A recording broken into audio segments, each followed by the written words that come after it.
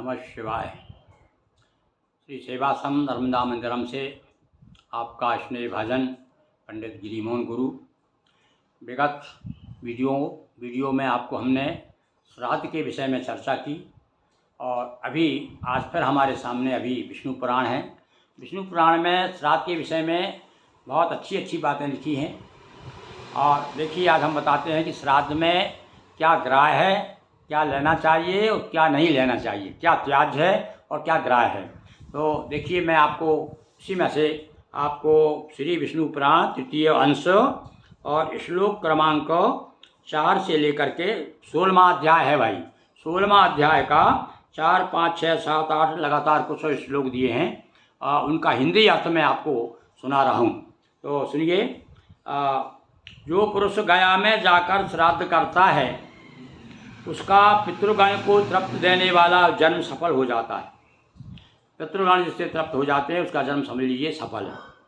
हे पुरुष श्रेष्ठ, देवधान्य निवार श्याम तथा श्वेत वर्ण के सावा, पहले सावा कोदो कुटकी हुआ करती थी ये फसल, एवं प्रधान वनस औषधियाँ श्राद्ध के लिए उपयुक्त हैं। जौ, कांगनी, मूंग, गेहूँ, धान, तिल, मटर, कचनार, सरसों, इन सब का श्राद्ध में होना अच्छा माना गया है। श्राद्ध में इनका उपयोग कर सकते हैं। फिर से सुन लीजिए कौन कौन चीज़ होगी आज कल गए। जौ, कांगनी, मूंग, गेहूँ, धान, तिल, मटर, कचनार, सरसों, ये श्राद्ध में होना इनका अच्छा है। और जिस अन्न से नवान्न यज्ञ ना किया गया हो, बड़े जैसे कि उड़द, छोटे उड़द, मसूर, कद्दू, गाजर, प्याज, सलजम, बिना तुसके गिरे हुए धान का आटा, ऊसर भूमि में उत्पन्न लवण, हींग आदि कुछ लाल रंग की वस्तुएं, लवण कुछ अन्य वस्तुएं जिनका शास्त्र में विधान नहीं है, श्राद्ध कर्म में त्याज्य है। देखिए कौन कौन चीज़ें विशेष रूप से सभी जानते हैं प्राय तो भैया लहसुन प्याज का प्रयोग नहीं होना चाहिए। और उड़द, छोटे उड़द, मसूर, कद्दू, गाजर भी, कद्दू भी, कुछ लोग जो है भूल से कद्दू की खीर बनाने का प्रयास करते हैं, वो भी नहीं होना चाहिए।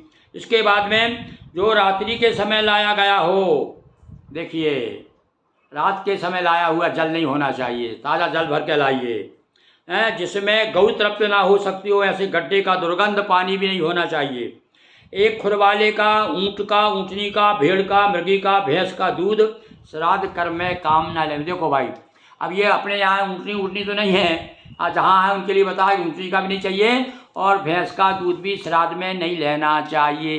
विशेष रूप से छोटी चीज़ें हमें ध्यान रखना है भाई। नहीं तो आजकल तो लोग क्या करते हैं, वो पैकेट का दूध ले जाते हैं और उससे खीर बना करके अपने पुरखों को, पर जहाँ तक हो प्रयास करिए कि गाय का ही दूध मिले।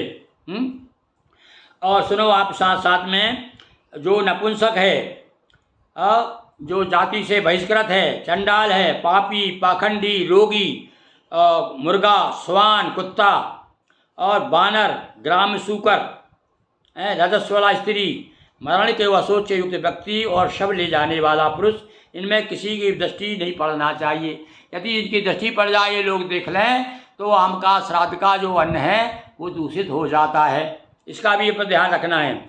इसी प्रकार श्राद्ध में ऐसा अन्न ना दें जिसमें नख, केश या कीड़े आदि हों, इसका भी ध्यान रखें भाई। जो दान करते हैं ना, गेहूँ वगैरह देते हैं ना, उसमें देखें कहीं पई ना पड़ी हो, क्यों कीड़े ना हों। और जो निचोड़ कर निकाले हुए रस से युक्त हो, बासी हो। श्रद्धा युक्त व्यक्तियों द्वारा नाम और गोत्र के उच्चारण पूर्वक दिया हुआ अन्न पितृगण को जैसे आहार के योग्य होता है वैसा ही उन्हें मिलता है। तो और एक बात है, ये भैया जब भी आप दान करें, कोई भी चीज़ वस्तु दें, अन्न दें, तो उस समय को संकल्प के साथ में दें, संकल्प करते हुए। इस संबंध में अब ये कथा उन्होंने गाथा सुना दी। इस गाथा सुनी जाती है, पूर्व काल में मनुपुत्र महाराज इक्ष्वाकु के प्रति पितृगण ने कलाप वन में कही थी। क्या हमारे कुल में ऐसा सन्मार्गशील व्यक्ति होंगे जो गया में जाकर हमारे लिए आदर पूर्वक पिंडदान करेंगे? क्या हमारे कुल में कोई ऐसा पुरुष होगा जो वर्षा काल की मघा नक्षत्र युक्त त्रयोदशी को हमारे उद्देश्य से मधु और घृत युक्त से दान करेगा? अब एक बात सुनिए आप, इसमें एक नई बात आपको बताइए, यदि कर सकें तो बहुत ही भाई आपको थोड़ा कैलेंडर देखना पड़ेगा या पंडितों से पूछना पड़ेगा। हैं, वर्षा काल की मघा नक्षत्र युक्त त्रयोदशी, कोई भी 13 वर्षा काल भी, कोई भी त्रयोदशी हो 13 हो, पर उसमें क्या है, मघा नक्षत्र होना चाहिए। उसमें आप जो है करिएगा, पिंडदान करिए, श्राद्ध करिए, तो उसका बड़ा विशेष फल दिया है। अथवा गौरी कन्या से विवाह करेगा, नील वृषभ छोड़ेगा, दक्षिणा सहित विधि पूर्वक अश्वमेध यज्ञ करेगा, तो इसके लिए भी बड़ा विशेष बताया है। पितृ उससे बड़े प्रसन्न होते हैं। जो हमारे यहाँ तो मानते हैं कोई गरीब कन्या की शादी कर दो तो बड़ा यज्ञों का फल प्राप्त होता है। इसी प्रकार से नीला पहले गांव में सांड छोड़े जाते थे पहले, तो कहा नीला वृषभ छोड़ेगा और विधि पूर्वक अश्वमेध यज्ञ करेगा, जो बड़े लोगों के लिए कहा गया है। तो आज हमने आपको बताया कि क्या हमारे श्राद्ध में क्या तो ग्राह्य है, क्या ग्राह्य है, तो विशेष रूप से इन चीज़ों का मैंने उल्लेख किया है। उसे आप ज़रा एक बार में यदि तो बार बार सुन करके आप समझ सकते हैं। तो ठीक है, यदि आपको हमारा ये प्रयास अच्छा लगा, हम श्राद्ध के बारे में आपको और भी नई नई बातें बताएंगे, क्योंकि हमारे पुरखे अब प्रसन्न हों, किस तरह से, जिस तरह भी हो, हम ऐसे प्रयास करेंगे। तो लीजिए, निश्चित रूप से आपने जो पहली बार यदि आप मेरे सामने हैं तो सब्सक्राइब आप करेंगे निश्चित रूप से।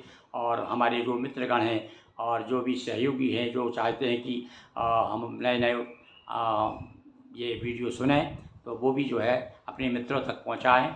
बहुत बहुत धन्यवाद। ओम नमः शिवाय।